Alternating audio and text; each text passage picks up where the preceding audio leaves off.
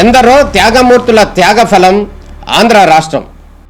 నేడు ఆంధ్రప్రదేశ్లో ప్రజలు సుఖ సంతోషాలుగా ఉన్నారా? ప్రస్తుతం ప్రజల మధ్య ఉన్న కులాల కుంపట్లు ఎవరి కోసం? చంద్రయాన్ రాకెట్ యుగంలో కూడా వర్ణ విభేదాలు దేనికి సంకేతాలు? రాజకీయ పార్టీల నేతలు ఏం చెప్తున్నారు? నేటి కాలంలో ప్రపంచాన్ని శాసించే మన యువత మేధాశక్తి ఏం కోరుకుంటుంది? తెలుసుకోవాలంటే ఆంధ్ర యువగలం.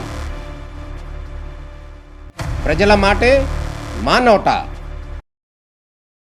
సంస్థలు ముఖ్యంగా కావచ్చు, విద్యార్థులు కావచ్చు, అందరూ కూడా హెల్మెట్ అవగాహన ర్యాలీని భారీ ఎత్తున ప్రచారం చేస్తున్న విషయం నగర ప్రజానీకానికి అందరికీ తెలుసు.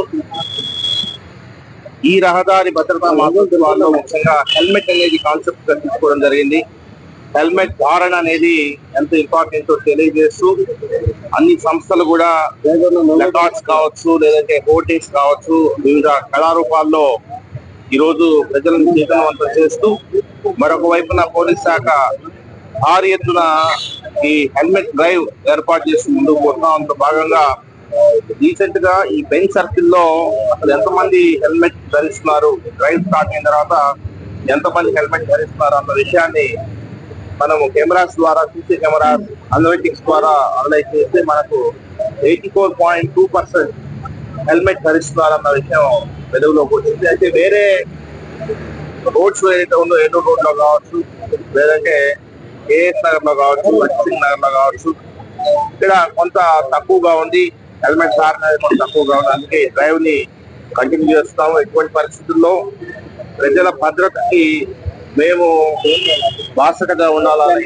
నిర్ణయించుకున్నాం. అందుకే ఖచ్చితంగా హెల్మెట్ లేనిదే నో హెల్మెట్ నో ఎంట్రీ అని, లేదంటే నో హెల్మెట్ నో ఫ్యూయల్ అని, లేదంటే నో హెల్మెట్ నో హైవే అని, ఇలా విధంగా వివిధ రీతుల్లో ఈ యొక్క అవేర్నెస్ క్యాంపైన్స్, అదేవిధంగా ఎన్ఫోర్స్మెంట్ చేపట్టడం జరిగింది, ఒక డ్రైవ్ చేపట్టడం జరిగింది. అదేవిధంగా గత కొన్ని నెలలుగా మనం ఏదైతే ఈ చలాన్స్ ఏదైతే ఉన్నాయో అవన్నీ కూడా ఆగిపోయిన సందర్భంలో ఈ చలాన్ పేమెంట్ డ్రైవ్ కూడా భారీ తీసుకోవడం జరిగింది. అందులో భాగంగా మహిళా పోలీస్ కూడా మనం ఉపయోగిస్తున్నాము. ట్రాన్స్పోర్ట్ డిపార్ట్మెంట్, పోలీస్ డిపార్ట్మెంట్, వివిధ సంస్థలు సంయుక్తంగా నిర్వహిస్తున్న ఈ కార్యక్రమానికి అశేషమైన ప్రజాస్పందన ప్రజల నుంచి ఒక మద్దతు వస్తా ఉంది.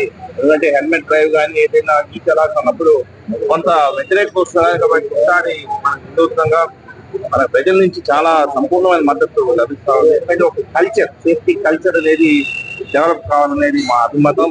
అందుకే ఈ మధ్యన పోలీస్ శాఖ చేపట్టిన సురక్షా ప్రోగ్రామ్ లో కూడా చెప్పాము, ప్రజల్లో ఒక సేఫ్టీ కల్చర్ తీసుకురావాలా అన్న ఉద్దేశంతో ముందుకు పోతాం.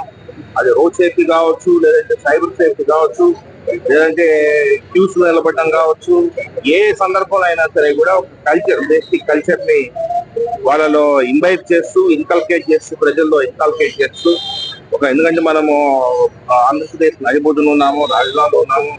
కాబట్టి మనం కొంత డిసిప్లిన్, ప్రజల్లో కూడా కొంత డిసిప్లిన్ తో ముందుకు పోతే మనం అద్భుతమైన ఫలితాలు సాధించవచ్చు. ఎందుకంటే ప్రాణం అనేది ఎంతో విలువైనది. ప్రాణం పోతే మనకు ఒక మానవ వనరులు తగ్గిపోతే మనకు ఫ్యూచర్ అగమ్యగోచరంగా అవుతుంది. కాబట్టి దయచేసి